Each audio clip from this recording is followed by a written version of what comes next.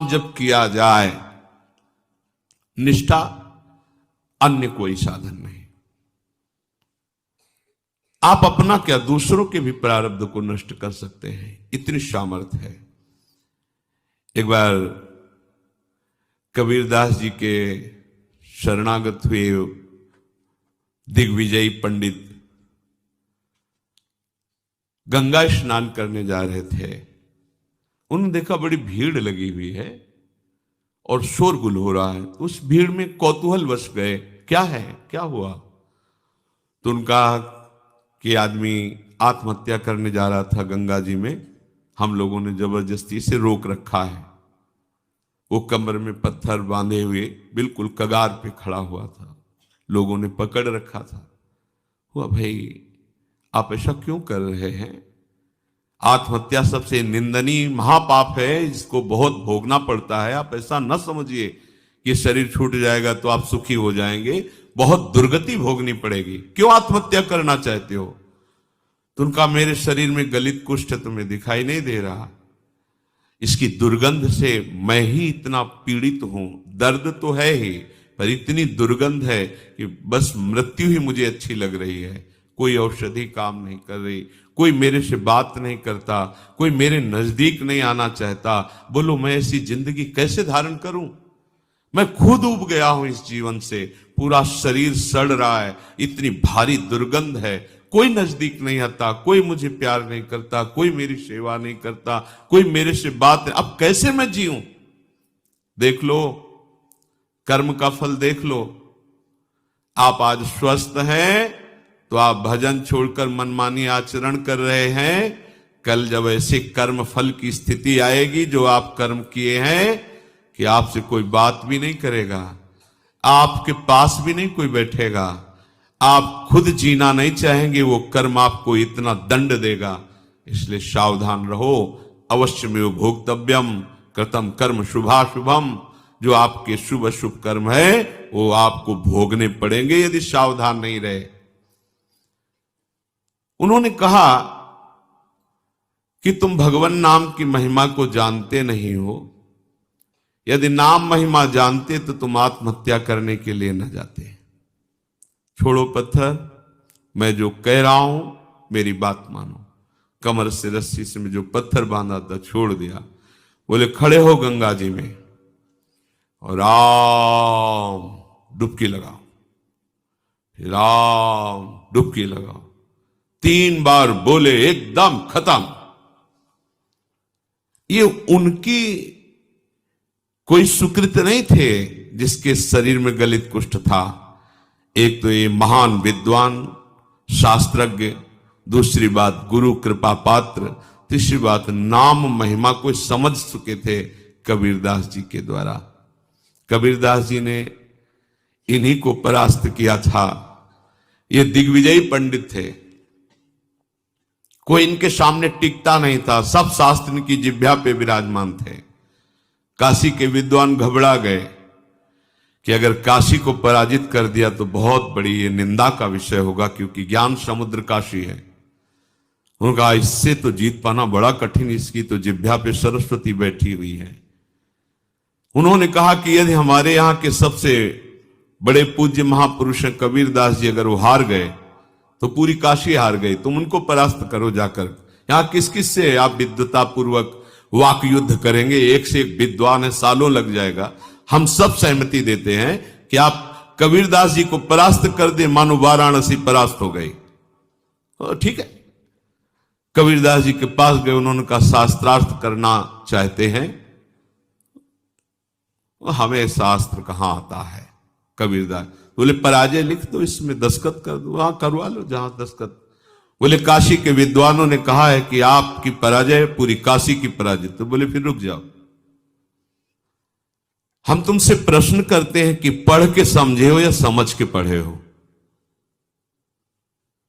अब जो हरि के चरणारविंद के प्रेम में डूबा हुआ है उसकी वाणी सरस्वती भी नहीं समझ सकती।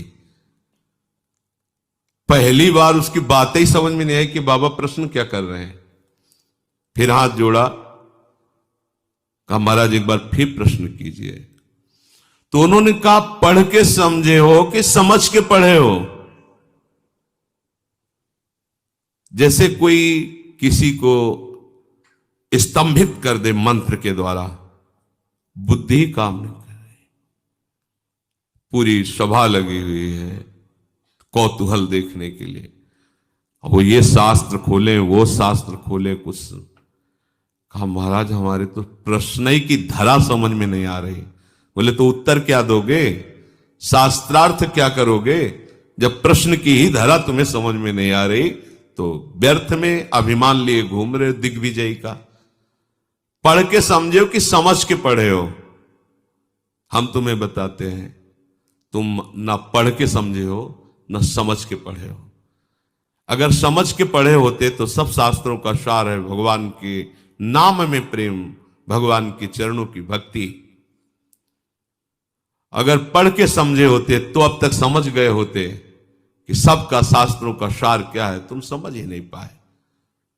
उन्होंने उसी समय सब गंगा जी में शास्त्र प्रवाहित कर दिए और श्री चरणों का कबीरदास जी के आश्रय ले लिया, शिष्य बन गए और नाम जप करने लगे।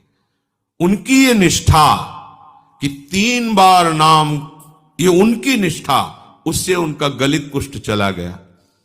अब ये बड़े आनंदित होकर कबीरदास जी के पास पहुंचे और कहा भगवान एक गलित कुष्ठ शरीर वाला आत्महत्या करने जा रहा था, तो आपकी कृपा से नाम महाराज के प्रभाव से 3 बार नाम बुलवाने पर वो गंगा में डुबकी लगाते ही पवित्र शरीर और निरोग शरीर हो गया उसका, और बहुत प्रसन्न हो गया। और उसको भी हमने कहा नाम जप करो।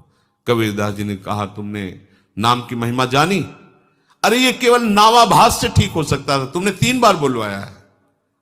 नामाभास से ये नाम की अपार, जौहरी ही तो हीरा का कीमत जानता है कि क्या है, हीरे की वक़्त जौहरी जानता है। ऐसे ही भगवत प्रेमी महात्मा जानते हैं कि नाम का प्रभाव क्या है। हम आप सब तो ऐसे ही राम कृष्ण हरि, पर ऐसे ही बोलो तो भी मंगल हो जाएगा, पर महिमा इतनी अगाध है, कह रहे अथई कांतिक भावे नोपासितम नाम भोगय के विनाशिम अपि प्रारब्धम।